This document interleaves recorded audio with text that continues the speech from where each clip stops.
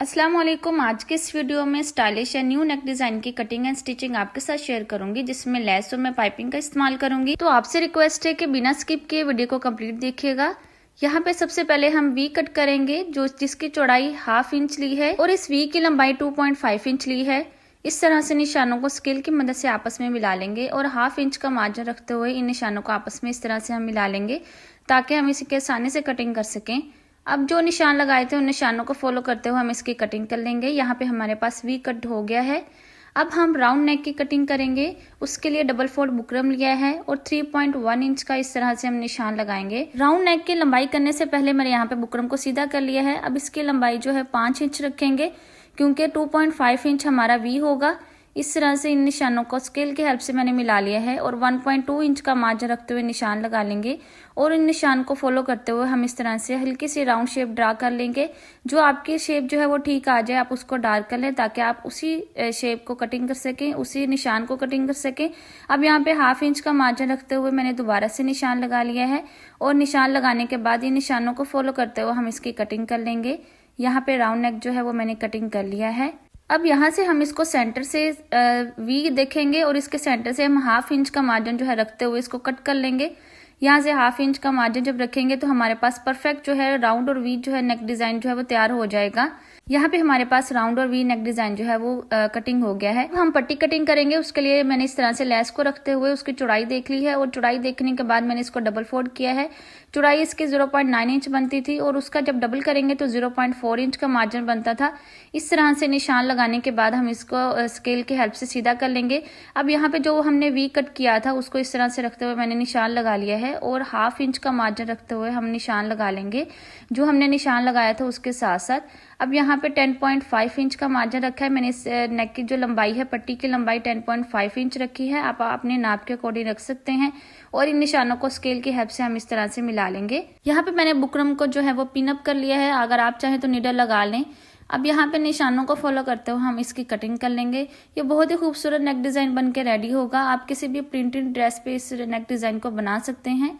इस तरह से सेंटर से भी हम कट कर लेंगे। सेंटर से अगर आप चाहें तो मार्जिन कम रख लीजिएगा। यहाँ पे मेरा थोड़ा सा गैप है क्योंकि आपके जो डिजाइन है वो अच्छे से नजर आएगा। इस तरह से मैंने इसको तैयार कर लिया है पट्टी को भी। अब यहाँ पे मैंने नेक डिजाइन और पट्टी को सेंटर में रखते हुए इसको जो है चिपका लिया है। अब यहाँ पे वी को भी मैंने यहाँ पे चिपका लिया है। इसके साथ साथ हम अब एक्स्ट्रा फैब्रिक जो है छोड़ते हुए, दबाव को छोड़ते हुए इसको कट कर लेंगे। यहाँ पे सबसे पहले मैंने पट्टी को कटिंग कर लिया है एक्स्ट्रा फैब्रिक को मार्जिन छोड़ते हुए। अब यहाँ पे वी को भी हम कट कर लेंगे। वी का भी एक्स्ट्रा मार्जिन जो है वो हम छोड़ लेंगे ताकि हमारा परफेक्ट सा नेक डिजाइन जो है वो बन के रेडी हो जाए। यहाँ राउंड नेक को भी मैंने अलग अलग से चिपका लिया है और इसके साथ साथ हम एक्स्ट्रा मार्जिन को कट कर देंगे। एक्स्ट्रा मार्जिन को कट करने के बाद यहाँ पे इस तरह से ऊपर से फैब्रिक को कट कर लेंगे, जो भी एक्स्ट्रा फैब्रिक है। अब यहाँ पे इसको ग्लू की हेल्प से सारे फैब्रिक को हम सेट करेंगे। सबसे पहले यहाँ वी पे हम कट लगा लेंगे ताकि हमारा जो फैब्रिक है वो अच्छे से फोल्ड हो जाए। अब यहाँ इस तरह ग्लू लगाने के बाद इसके फैब्रिक को हम बुकरम के ऊपर पेस्ट कर लेंगे। इस तरह से सारे फैब्रिक को हम सेट करते जाएंगे साथ के साथ और यहाँ पे वी को भी हम इसी तरह से रेडी कर लेंगे। अब यहाँ पे नीचे से पट्टी को हम रेडी करेंगे। यहाँ पे इसके भी फैब्रिक को, एक्स्ट्रा फैब्रिक को मैंने पेस्ट कर लिया है बुकरम के ऊपर। अब सेंटर से हम कट करेंगे। यहाँ पे फैब्रिक का जो दबाव है वो एक जैसा होना चाहिए दोनों साइड पे। इस तरह से हम लास्ट पे इस तरह से कट लगा लेंगे। अब यहाँ पे मैंने इसके फैब्रिक को सेंटर से भी अच्छे से ग्लू की हेल्प से इसको पेस्ट कर लिया है बुकरम के ऊपर। अगर आप ग्लू का इस्तेमाल करेंगे तो आपके नेक डिजाइन में फिनिशिंग आएगी और इस तरह से फैब्रिक जो है वो अच्छे से आप फोल्ड कर सकते हैं। यहाँ पे एक साइड से मैंने ग्लू फैब्रिक लगाने के बाद इसको अच्छे से पेस्ट कर लिया है फैब्रिक को और दूसरी साइड पे भी हम इसी तरह से इसको सेट कर लेंगे फैब्रिक को। अब इसको हम प्रेस भी कर लेंगे ताकि हमारी जो ग्लू है वो अच्छे से चिपक जाए और हमारा नेक डिजाइन जो है वो बिल्कुल फिनिशिंग के साथ बनेगा। अब यहाँ पे इसको रेडी करने के बाद जो वी हमने कटिंग किया था उसको भी मैंने इस तरह से, जो फैब्रिक हमने छोड़ा था ग्लू लगाने के बाद, इसको सेट कर लेंगे। सारे फैब्रिक को हम बुकरम पे पेस्ट कर लेंगे। यहाँ पे इस तरह से मैंने इसको रेडी कर लिया है। इस तरह से ये वी भी रेडी हो गया है। अब यहाँ पे जो नेक डिजाइन हमने सेंटर से कट कर लिया था 1/2 इंच का, अब उसको अलग अलग मैंने पेस्ट किया था। अब यहाँ पे उसको भी सेंटर से अलग करने के बाद हमने गुलाई में हमने कट लगा लिए हैं ताकि फैब्रिक जो है वो अच्छे से फोल्ड हो जाए। अब इसको भी ग्लू लगाने के बाद मैं सारे फैब्रिक को पेस्ट कर लूंगी। अगर आप चाहें तो यहाँ पे सिलाई लगा सकते हैं।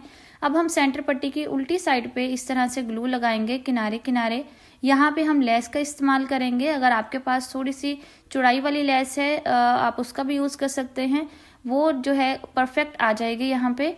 अब यहाँ पे मैंने इसको लेस को जितना डिज़ाइन आप शो करवाना चाहते हैं उतना ही रखने के बाद इसको इस तरह से चिपका लें। यहाँ पे अगर आप ग्लू का इस्तेमाल करेंगे तो अपने लेस को आप सेट कर सकते हैं। अगर ज़्यादा शो हो गई है या कम शो हो गई है तो आप उसको अपने उस लिहाज से सेट कर सकते हैं। अब यहाँ पे दूसरी साइड पे मैंने इस लेस को इस तरह से सेट कर लिया है। नीचे से जो हमारा डिज़ाइन है वो बिल्कुल सेम है फ्लावर का।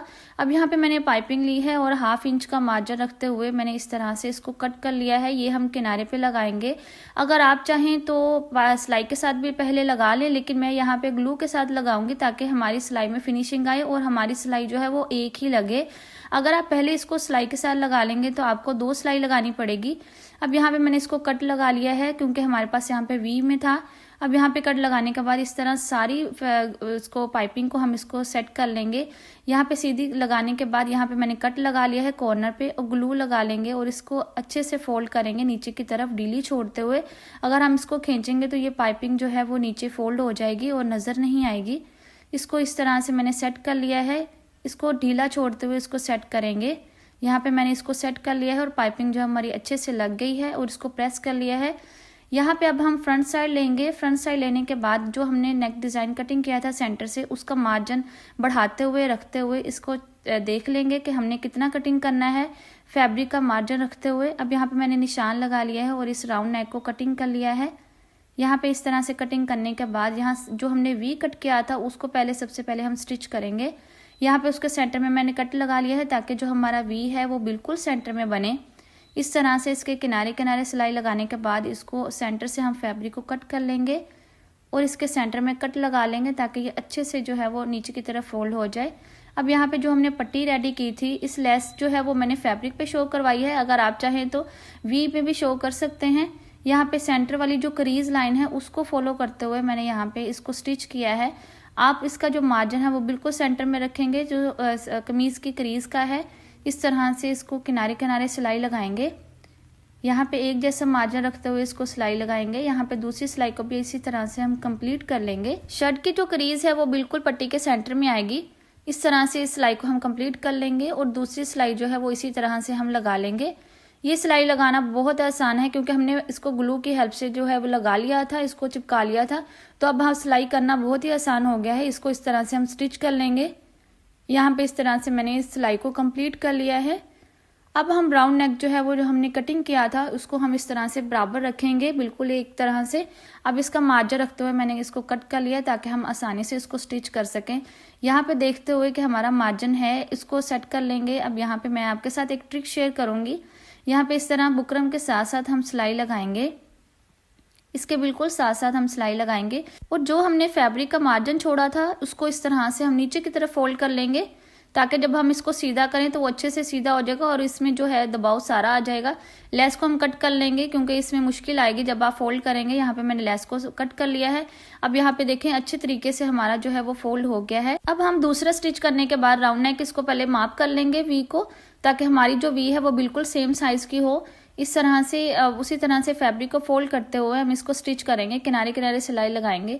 सिलाई लगाने के बाद इसके यहाँ पे कट लगा लेंगे। अब यहाँ पे हमारा नेक डिजाइन रेडी हो गया है। उम्मीद है आपको आज की वीडियो बहुत पसंद आई होगी। इस नेक डिजाइन को जरूर ट्राई कीजिएगा और अपनी फैमिली और फ्रेंड्स के साथ शेयर कीजिएगा। चैनल को सब्सक्राइब कीजिएगा और चैनल को विजिट कीजिएगा। Thanks for watching.